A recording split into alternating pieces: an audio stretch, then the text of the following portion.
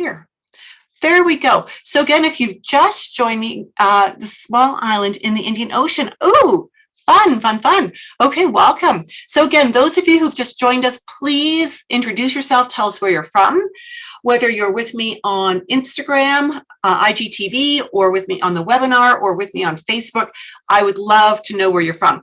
So for those of you, you're watching me and you're seeing me look all over the place, it's because I've got my phone, my computer, with my teaching notes and my chat from the people who are with me on the webinar, and my Facebook all open on 3 different screens. And we've got Ronak from Kenya.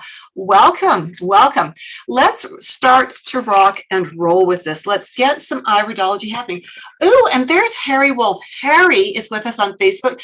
Thank you, Harry. He says, thank you for inspiring a new generation of iridologists. Harry is one of my mentors. He and my teacher, Bill Caradonna, were the ones who brought constitutional iridology to North America in the late 1970s, early 1980s, I believe it was. And my introduction to constitutional, I'd been a Jensenian iridologist for several years. And as I got frustrated with it, I was blessed to hear about constitutional. So my first training was some VHS videotapes with the much younger Harry Wolf introducing the concepts.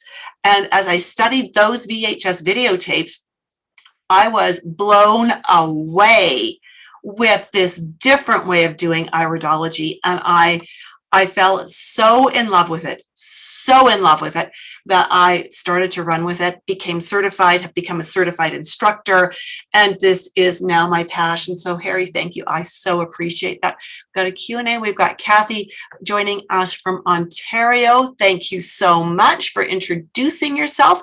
I'm going to ask that we do the commenting through the chat box rather than the Q&A box, because Q&A, then I have to have another window open, and that can be a little much. So we've got Bio Pat and Nicole with us on Instagram. So thank you for being there. Let's rock and roll.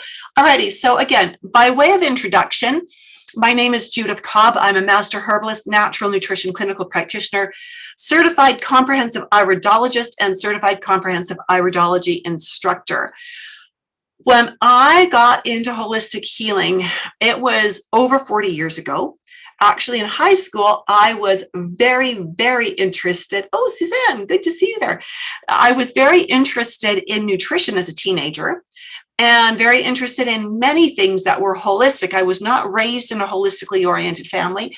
I was raised in a very medically oriented family.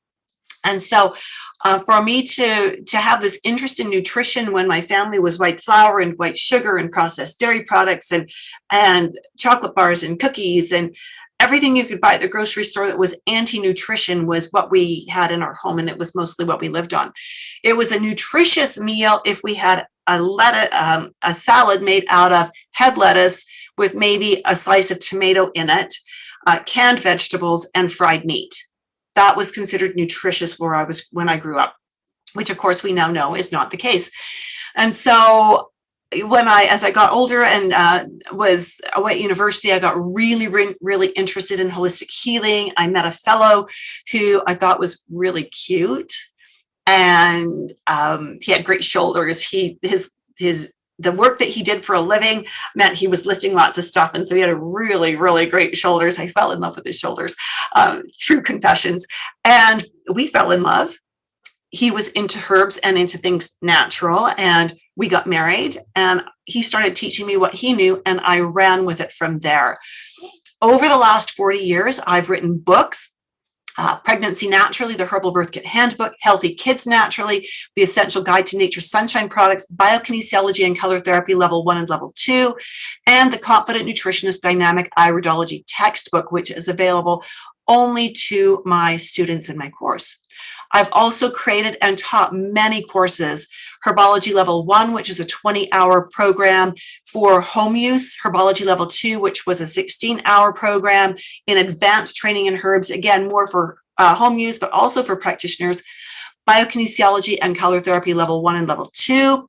I have created and taught prenatal classes. I used to be a certified ICEA prenatal instructor.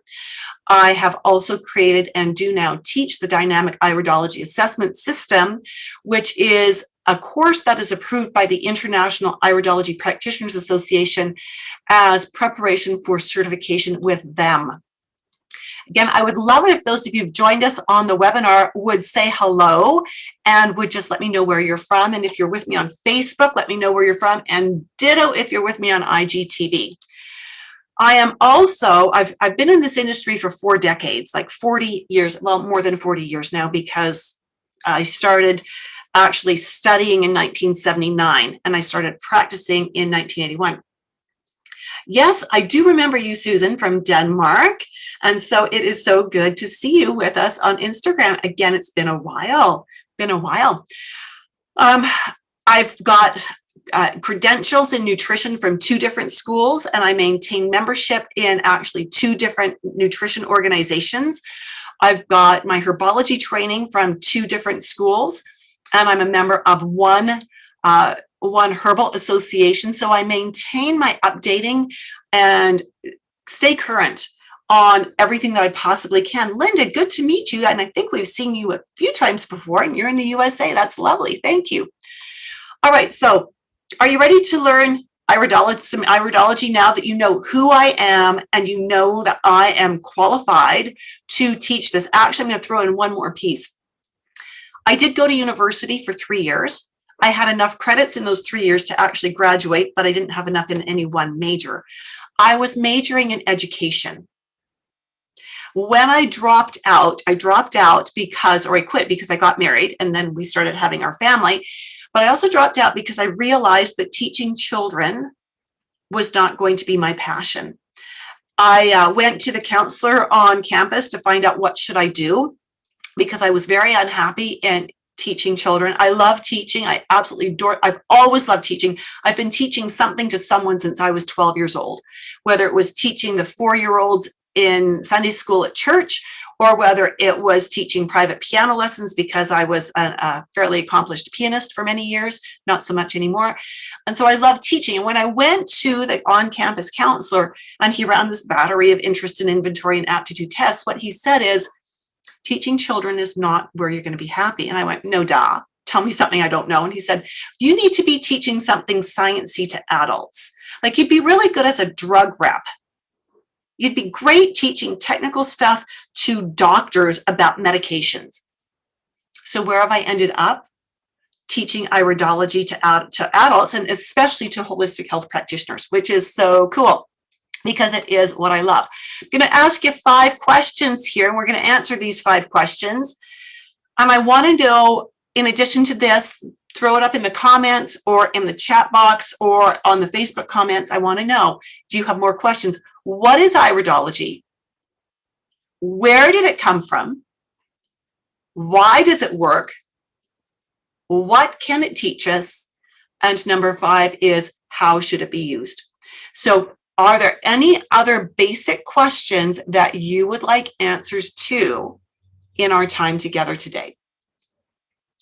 Go ahead and throw them in and we will get around to them. All right, so here we have the question, what is iridology? In super simple terms, iridology is simply the study of the iris of the eye. The iris is the colored part of the eye. And so iridology is the science of studying the colored part of the eye. And for those of you who might be very new to iridology, it is not iridology, it is iridology, because we are talking about the iris of the eye. Now, constitutional iridology specifically recognizes that certain iris traits always suggest a short list of specific inherent predispositions. And I just need to make this one little window smaller so that I don't lose my notes. There we go. What we see in an iris is actually inherited from up to 4 generations back. What that means is we are not going to change what we see in an iris by doing cleanses or fasting or taking special supplements. This is one of the things that really got to me, because my original training was a style of iridology that says, You do a fast, you do a cleanse, you change your eyes. I would put clients through fasts. I'd put them through cleanses. I'd put them on programs. They would stick to it because they wanted the results. They wanted to see their eyes change, and we never, ever saw the eyes change. Hello, Bernadette. Hi, Gal. I hope I said that right. Good to see you. And that was frustrating. And that's what made me start to think this iridology is bohunk. It's garbage. I'm walking away from this. But that is when, as the saying goes, when the student is ready, the teacher appears. That is when I was blessed to be introduced to constitutional iridology. Constitutional iridology teaches us and has proven that the iris is a reflection of our genetic potentials.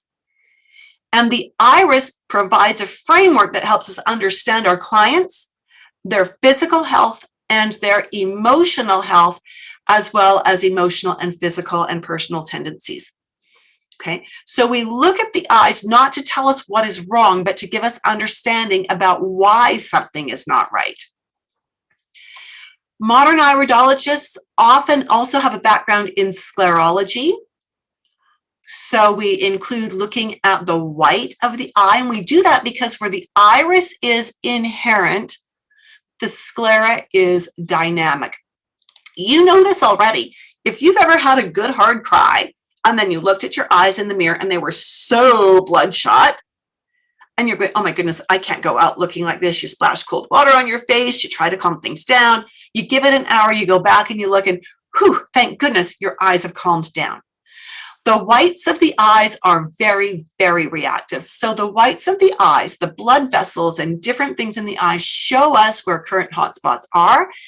And when they have, when we see something that is new in the sclera, we know that this is either brewing subclinically and it's getting ready to become clinical, or it can be that it's been long-standing and it is clinical if it's something that have seen there for a while. And when we see that, then we can correlate it. We can say, okay, if we've got this, this tells us X, Y, Z. Is there a marking that correlates inherently in the eye? There may be, there may not be. And how does this very current dynamic, this very inherent, and the very inherent coordinate? How do they mesh with what the client wants help with what the client says is the problem? And so when we understand both the iris and the sclera and the client's concerns, we can move forward with an iris analysis. Hi, Coco and Sarah. Good to see you. We know that iridology is rooted in ancient cultures. We also know that science evolves. You know, we once thought, well, I didn't. This predates me. I'm not that old. We once thought that the earth was flat, right? We now know differently. Some might still believe that the earth is flat because they have failed to keep up with modern research. Not even all that modern.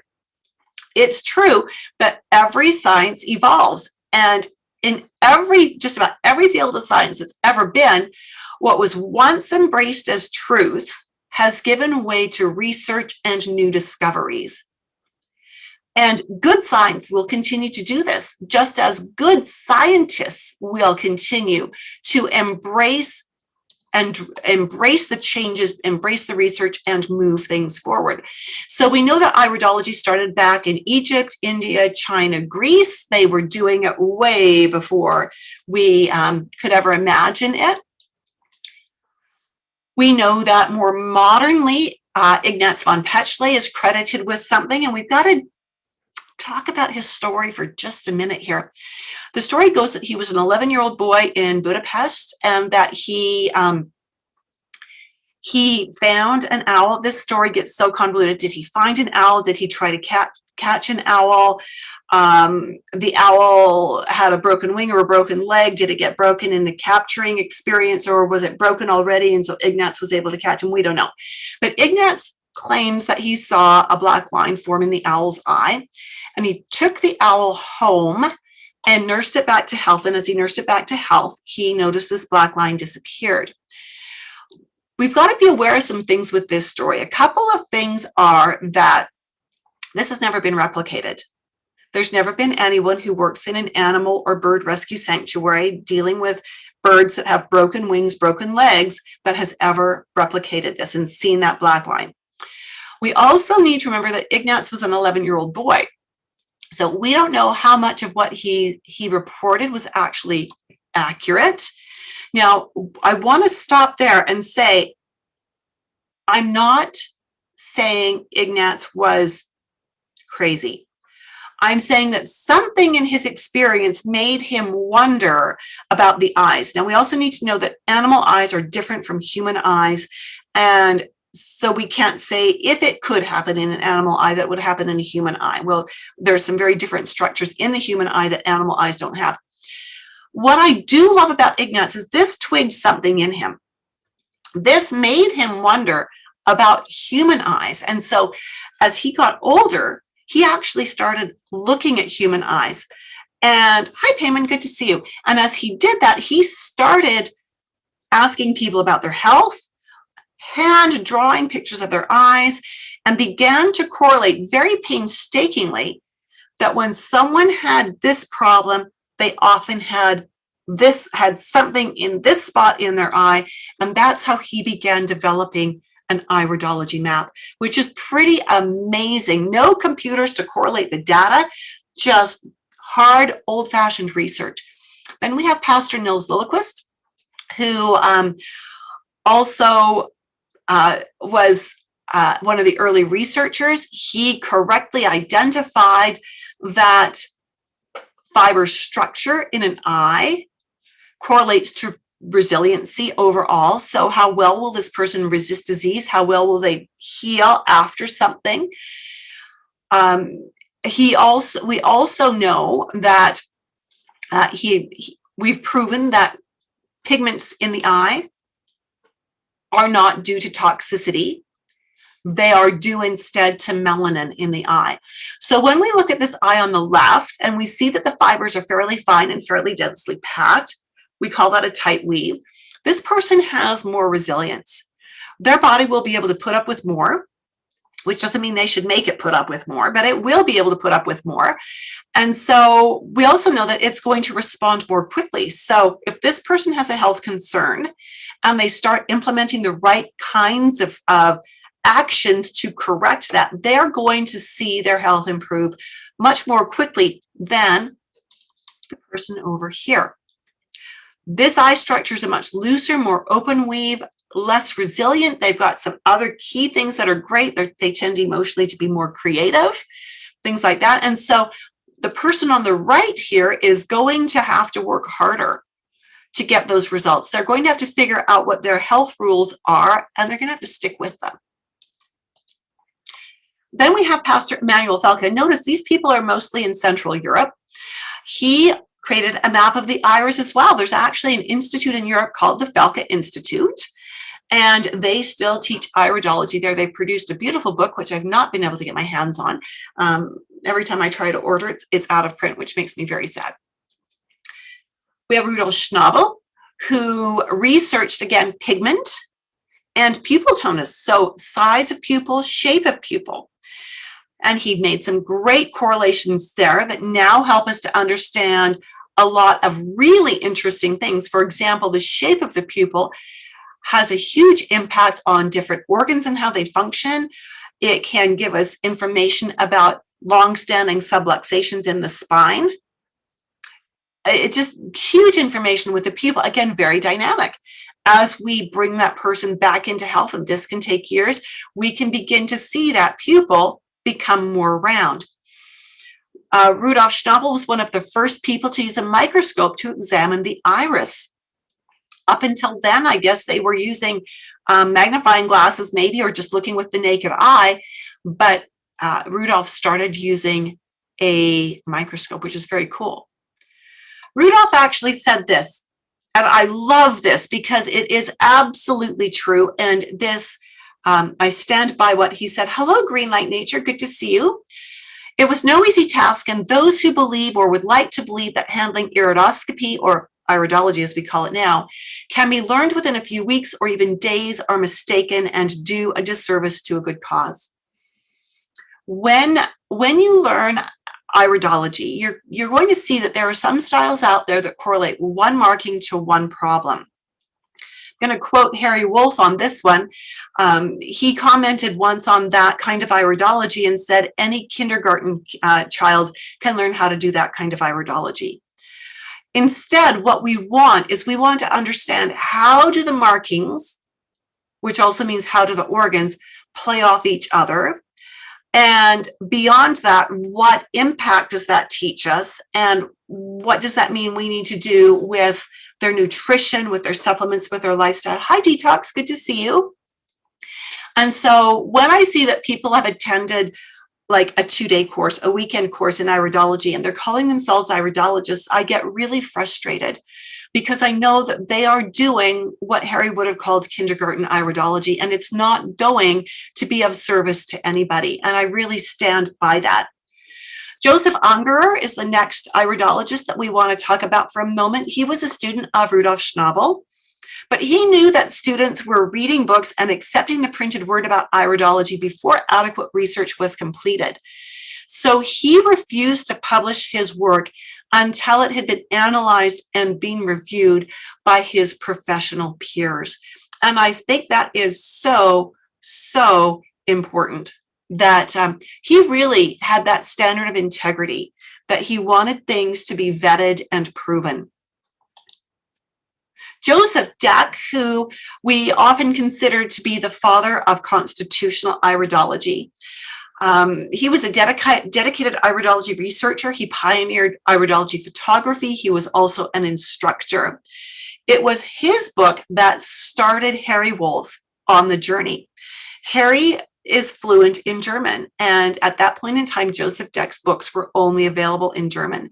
So as Harry studied this and began to understand it, he began teaching classes in English about iridology, about constitutional iridology.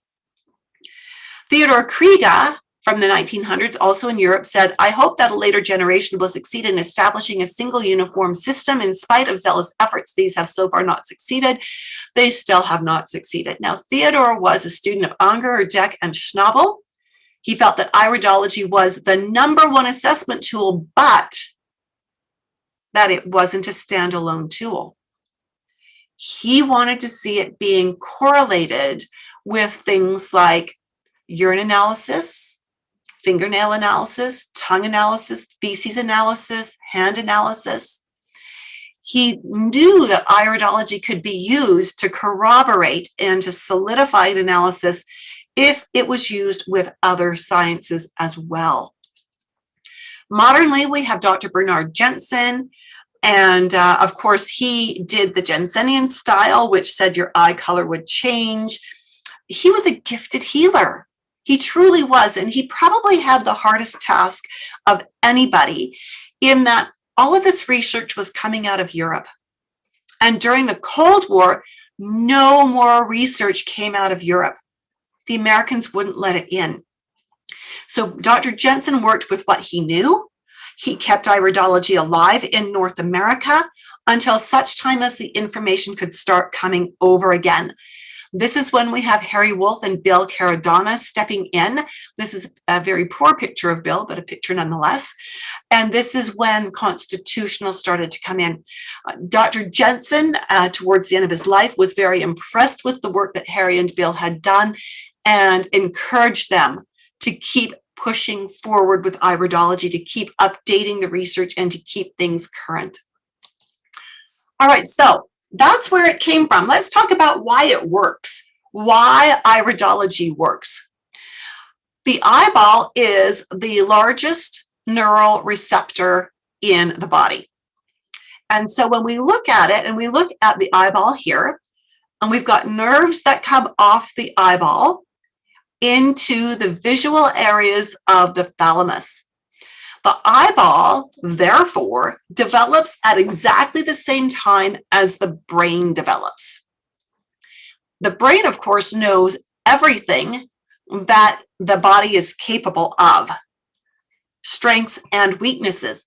And so as that is developing, those little markings, little changes are set up in the iris of the eye. So if there's a challenge in the body that the brain knows about, there's usually some kind of a marker in the iris. Now, challenges are inherent potentials. They are not guarantees.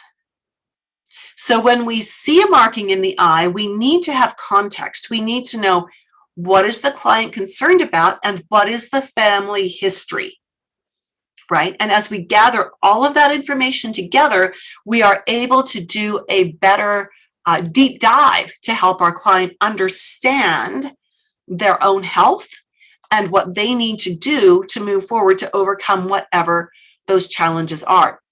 Now we're going to move forward into doing 3 iris analyses here.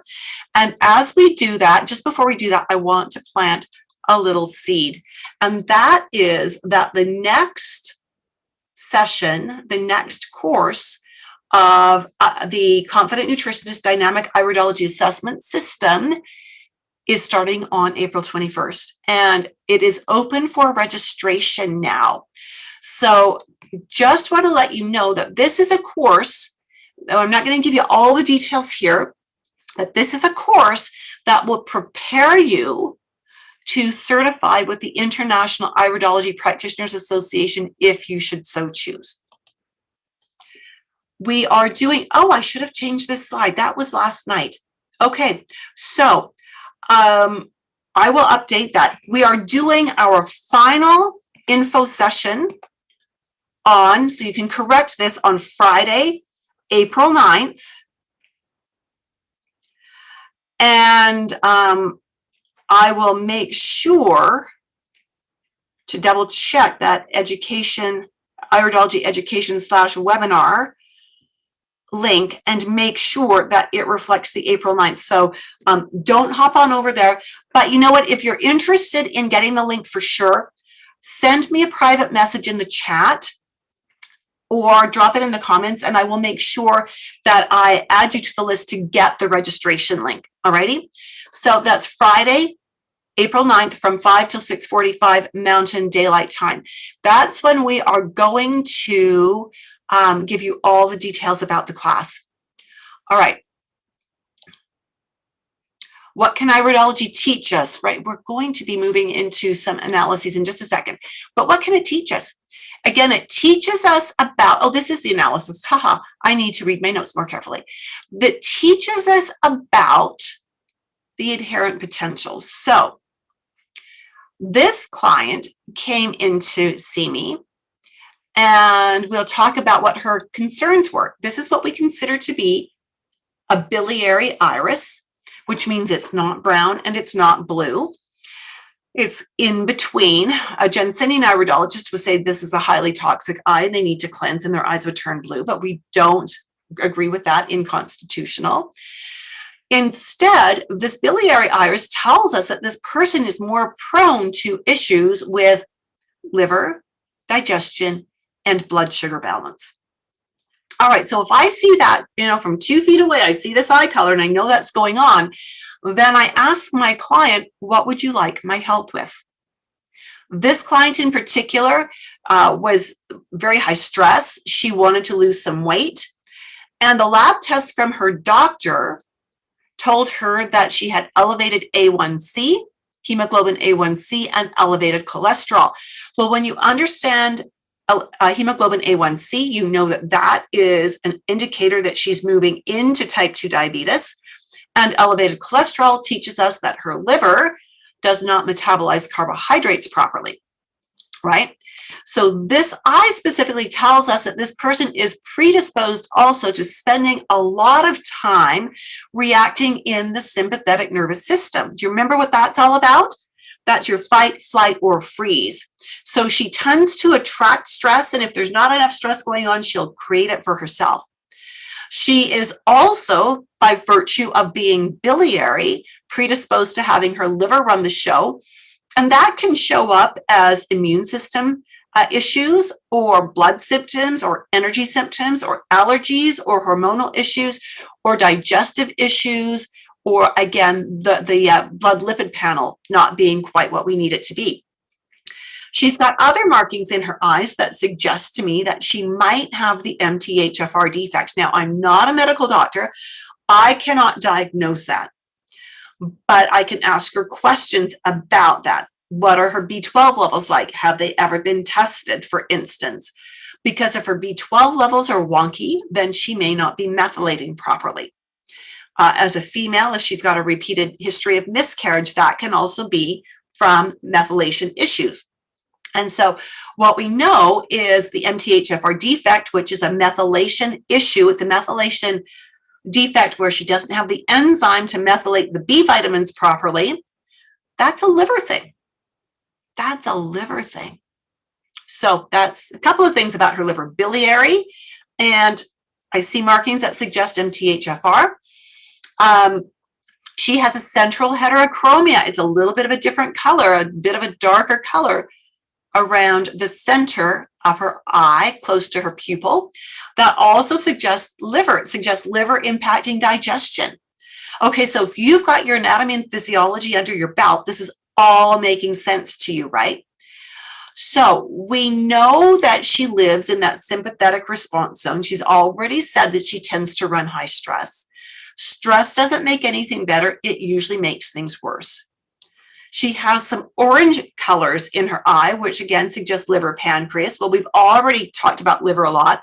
We've already talked about the elevated hemoglobin A1C, which is correlating to pancreas, right? She's got brown in her eyes, which suggests liver imbalance. Do you see how many touch points we've got going on here for liver, blood sugars, and stress?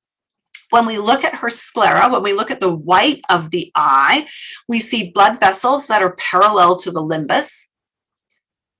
This is suggesting that there may be some challenges to circulation, some circulatory congestion in the heart and lung area based on the placement of these.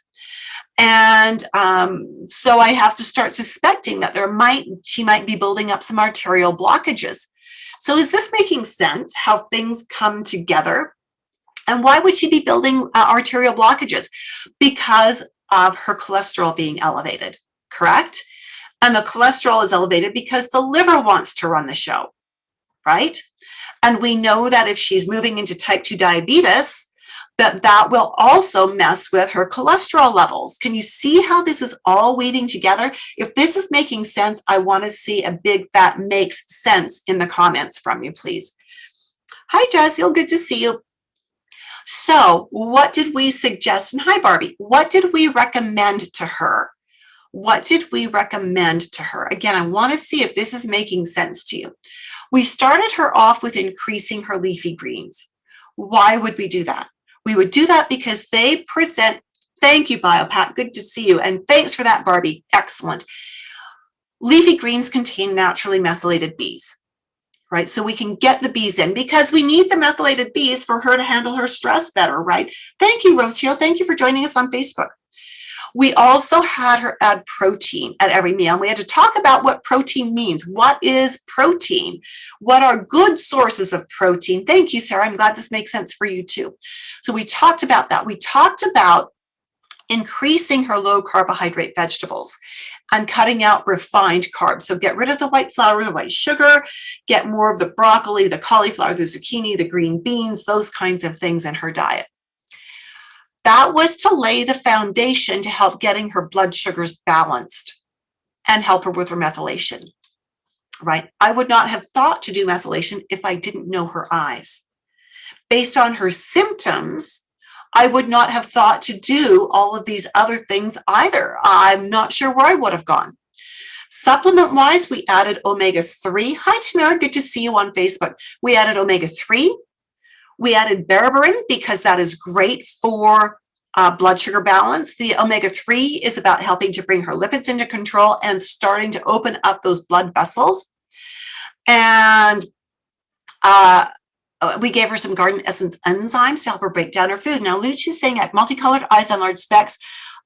If you specks in my eyes, love you to break it down. We can always book a private session to do your eyes specifically for you, Lucia.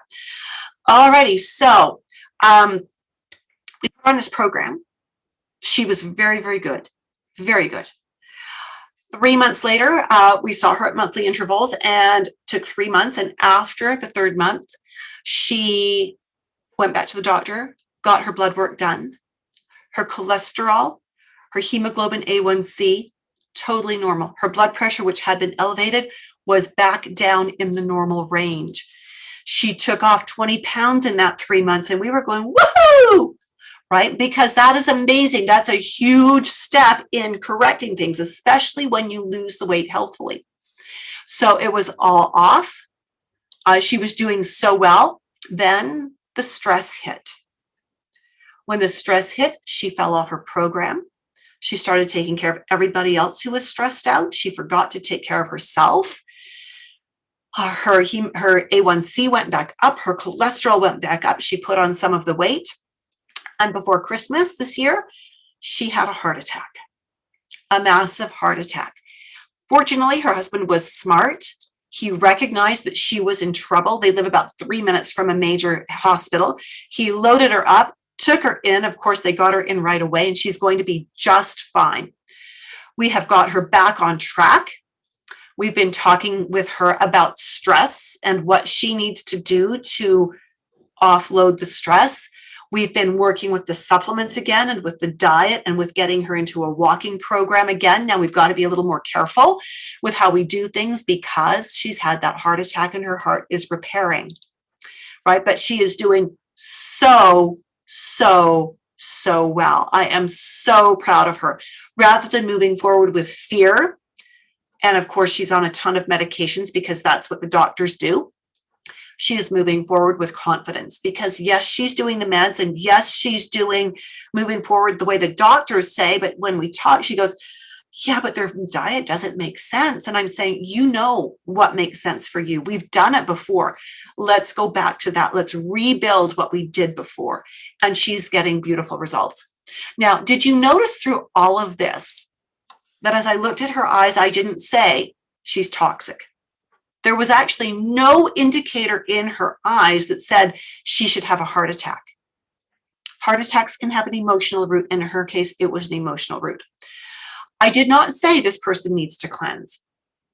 I did not say she has a congested liver. I did not say these eyes look unhealthy. We can't possibly know those things from looking at the eyes alone.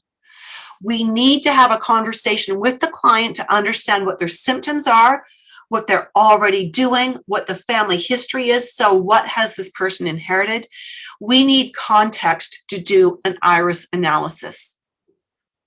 Now, I want you to think for a minute. Can you see how understanding this could help you work with your clients more effectively?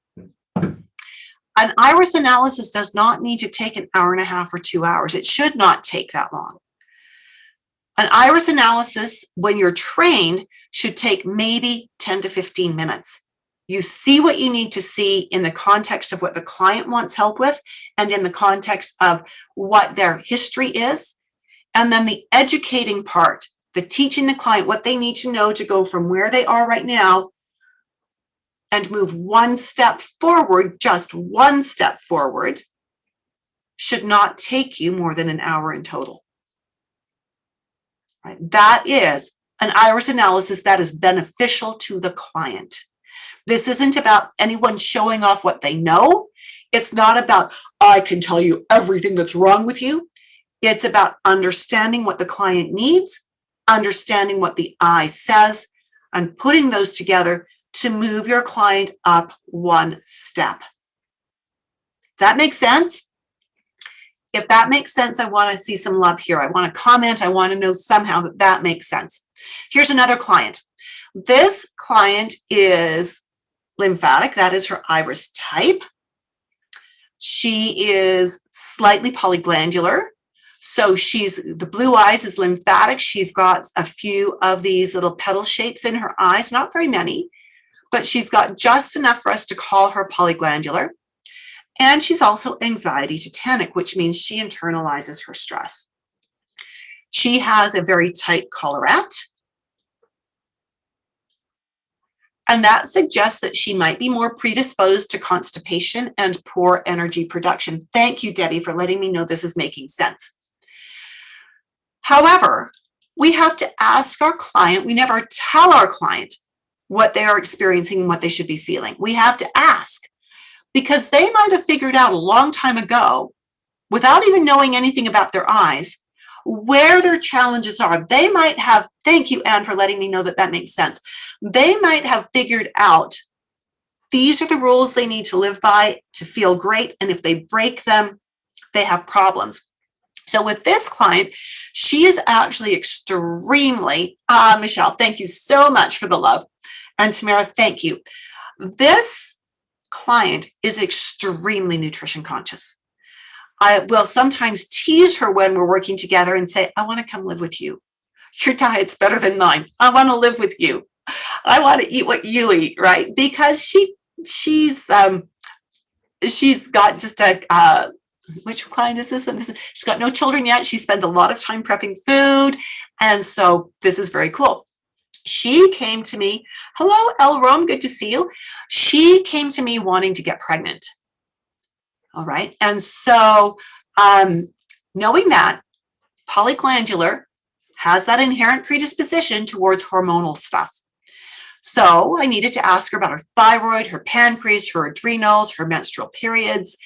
And I got her charting her basal body temperature. And we discovered that her BBT is a little on the low side, which suggests that she might be slightly hypothyroid. She's got a super, super clean diet and eats almost everything organic. She does not live in my city because to eat organically here is pretty expensive because we don't grow a lot here. She lives actually in Arizona now, and so easy to get organic. She's been struggling to get pregnant, and she did get pregnant a year ago and had a miscarriage. And then in December, again, she had a chemical pregnancy. So we've still got some work to do with her. She's got this central heterochromia again, which on my computers looks slightly orange, which says we're looking towards some blood sugar, pancreatic stuff, some predisposition towards allergies. She is a little bit prone to lymphatic stagnation, but she's really physically active. So that means that that's an inherited mark, and it's not likely that her lymphatics are stagnated at all. She's at an ideal body weight. And again, she loves to be active. They do a lot of outdoor stuff. Constitutionally, her irides suggest a predisposition towards some leaky gut. But again, I can't diagnose that. I'm not a doctor. Her diet is so good, and there's no other symptoms of leaky gut here. So I'm not going to pursue that with her. When I look at her nutritive zone, I see what we consider to be comb teeth and a dull color in there, which suggests that she may struggle to digest proteins well. And so we talked about protein choices, and we talked about using the right kinds of things to help her break her proteins down so that she gets the nutrition out of them. That slightly orangish, that yellowy orangey pigment there again suggests pancreas, which suggests blood sugar, but her diet is good, her lifestyle is good, and her energy is stable and consistent. So I'm not concerned about blood sugars. When we look at her ovaries in both eyes, the ovary reaction field, which sits right about in here and right about in here, we see some markings that suggest that there could be, there's fibers running through them. There's some different things happening in there that suggest there could be issues. So we know that she had scarred fallopian tubes, but we also know that scarred fallopian tubes are not genetic. So we're not going to see scarring in the fallopian tubes in the eye, okay? But those other markings going through the ovary area suggest that maybe the ovaries aren't all that happy. Maybe inherently there's an issue there. So again, we always blend what we see in the images with what the client wants help with what we talk about, with the questions we ask. The eyes teach us what questions to ask. And so in our first appointment, we did Prenatal Pro, specifically because it has a beautiful complement of methylated Bs. And again, she's got markings in her eyes that make me think methylation is an issue. And we also did, the Prenatal Pro has some good nerve nutrients in it. And it also has N-acetylcysteine, which I think is really important for a lot of women who are trying to get pregnant. We made some tiny tweaks to her diet, suggested an increase that she should increase her healthy protein. She was a little shy on that. They do a lot of wild fish and bison and things like organic chicken. And so that was great, easy to do. And it really helped us to understand more fully, where we needed to go. Again, with our work, she is ovulating better, but she still has not yet had a successful pregnancy. Here's another client. This client has true brown eyes. So there are three basic constitutional types: lymphatic, hematogenic, and biliary. This one is the hematogenic. This is a woman in her mid-50s. She came to me with hot flashes. Now, I had helped her. When you do this right, clients remember you and they come back, right? I had helped her about 20 years previously with a sinus issue, and we had taken care of it very quickly. It only took a couple of appointments, and then she faded off, which is fine. I love it when my clients graduate, when they learn what I'm teaching them, they implement it, they get the results. They don't need me for a while. But when they do need me, because we did it right the first time, they come back. So she came back. She had been very, very well. And again, when we see this hematogenic eye type, we know we're thinking liver and blood here. And Biopat says, I love that the eye teaches us what questions to ask, such a better approach than just making conclusions about people. Absolutely. Well, choosing, we don't call them stress rings. We call them contraction furrows, because they're not there because the client has earned them. They're not there because the client has had a lot of stress. They are there because this client, again, we're going to talk about this in a moment, the client is prone to responding in the sympathetic nervous system. That's where she spends most of her time. We're going to talk about that in a minute. So this client had hot flashes and she wanted to get rid of them. Now she has a really holistic diet, lifestyle. She's got a great diet, again, really good. She's aware of her need to exercise to burn off stress. She's actually a psychologist. And so she knows a lot, and she knows how to help herself in many ways. When I look at her eyes, and I see that she's got all of these contraction furrows, I had to ask her, how do you handle stress? How's your sleep? What do you do to regenerate? Do you have any symptoms with this stress?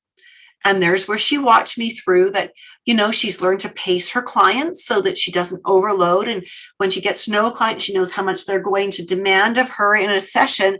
She knows to, schedule them with buffers so she's got time to kind of recharge after she's worked with them. She does yoga, she does rowing, she's very active, so she uses that. And, oh, well, that's great, choosing a color that you've studied it, but you haven't practiced it. So this is a good reintroduction for you then. And a lot has changed, it has indeed. And so with this client in specific, she said that her hot flashes get worse when she is under stress.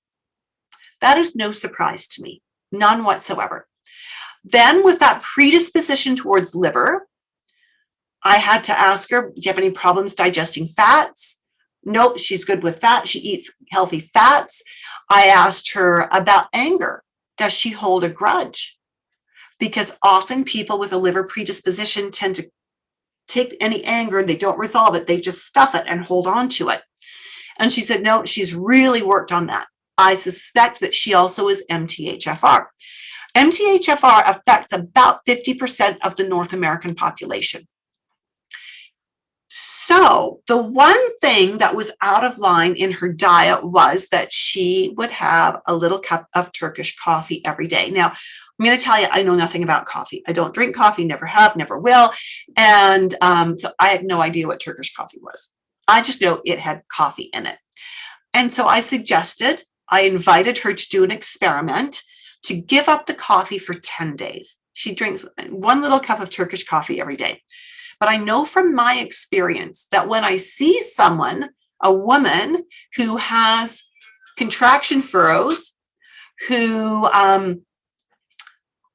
likely is MTHFR, that knows she has to manage her stress, that caffeine and coffee both are bad. And so what we did here, choosing is saying very strong. I think she means Turkish coffee is very strong, which, I have no doubt with what I saw here. So she agreed to do that for 10 days. And then we met up again. And I said, how did it go? And she said, well, my hot flashes were much better, much better. I said, great. So what are you willing to do to move forward? And she said, I am not willing to give up the coffee permanently. My diet is good. I exercise. I take care of myself. I do not want to give up the coffee. Now, caffeine stresses the adrenals. Coffee is a diuretic. It sucks the B vitamins right out of you. And there is not a B supplement that is strong enough to override what coffee and caffeine do. And so I would love to have given her a good B vitamin, but she was just going to pee it out. And we actually did try, we did a little experiment, but she just pees it out. The coffee overrides it and means that she would get no value. There's no supplement strong enough to hide the effects of caffeine in a case like this. So she made her choice. And I simply had to say to her, your lifestyle is excellent, but truly you've been doing hormone replacement therapy. It hasn't been working very well. And likely it hasn't been working because of the impact of the coffee. Coffee will reduce your symptoms significantly. And without coffee, I can give you supplements that will have an impact. The choice is yours. If you love the coffee and you're willing to live with hot flashes, then that's okay. That's your choice. If you really want to be rid of them and you want to do it naturally, then the pathway we can take. Right. And so that was how we left. I left with the door open, letting her know that if she ever wanted to come back, I would be absolutely delighted to work with her again, and that I hoped she would keep me in mind. Right. So if you know how to do this kind of iridology, how will it change? I want to know how many of you are holistic practitioners now. You're either naturopaths or you're herbalists or you are nutrition coaches. Give me a raised hand or a thumbs up. Let me know, are you a holistic practitioner now? Because then I want to know, can you see how practicing iridology like this could actually make sense in your business? Can you see, hey, Charlotte waves at me. Thank you. Hey, Charlotte, great. Can you see how using iridology this way would help you to speed up your work, but actually enhance your client rapport and your client work? Debbie's saying yes, and Michelle is a naturopath. Lovely. Can you see how using this could actually help you create clients right in your own sessions? Thank you, Tamara. Love that. Because so many practitioners see the client, then they go off and they donate 2 or 3 or 4 hours to create a program. They don't get paid for those hours, and they bring the program back to their client at a future appointment, right? And that's just a waste of time. It's not great, right? We need to stop doing that. And this can do that. Christy Matthews says, in pursuit of becoming a herbalist, currently a holistic hair loss practitioner. Excellent, Christy. Excellent. This could be such a benefit to you to help you understand at a deeper level, even the hair loss, right? Is there an inherent potential there? And certainly as a holistic practitioner, this can help you do so much. BioPat says, yes, indeed, I want your course someday. Adaptogens could also have been good for her to support the adrenals and balance her body. Love adaptogens. They absolutely could. But again, most adaptogens are not strong enough to override caffeine. And that was why we didn't go there. That was why we didn't go there. All right. So, and Michelle says, sorry, my English. Michelle, I love your English. You're just fine. She says, very good teacher. Michelle, thank you so much. I appreciate that. One of these days, you're going to be in my class. I promise you. Alrighty. So how do we use iridology? We use it to gain insight. We use it to guide our questions. We use it to create rapport. And we use it to inform our recommendations. Right? Iridology gives us so much depth so quickly to help us understand what should we do with our client. What should we teach them? What do they need to know next? And it especially helps us to create programs in bite-sized chunks that our clients can work with. This is the next 1 or 2 steps I want you to do, that your body needs you to do to bring it back into balance. When we've established those 2 steps solidly, we're going to add another step or 2. So we avoid overwhelming our clients and they see progress every step of the way. This is exactly why I love teaching constitutional iridology to holistic health coaches. Exactly why. Because it does help us to gain insight. It does guide our questions. It does help us to create rapport. It does inform our recommendations. And it does help us create doable sequences in our recommendations to enhance our client success. And BioPat on IGTV says, yes, caffeine is so hard on the adrenal glands. I never drink coffee either, but matches sometimes. Alrighty. And so there we have it. That is your introduction to iridology today. Again, if you are interested in joining me for an info session, this is just to learn more about the Dynamic Iridology Assessment System course, which is the only live online, fully mentored course for nutritionists, herbalists, and naturopaths who want to streamline their clinical work without sacrificing client care so that they can stop working unpaid overtime to create programs, so they can stop overwhelming their clients with programs that are not doable, so they can create programs that will increase client compliance, success, and long-term retention, then please join me Friday, April 9th, 5 p.m. Mountain Time for an info session.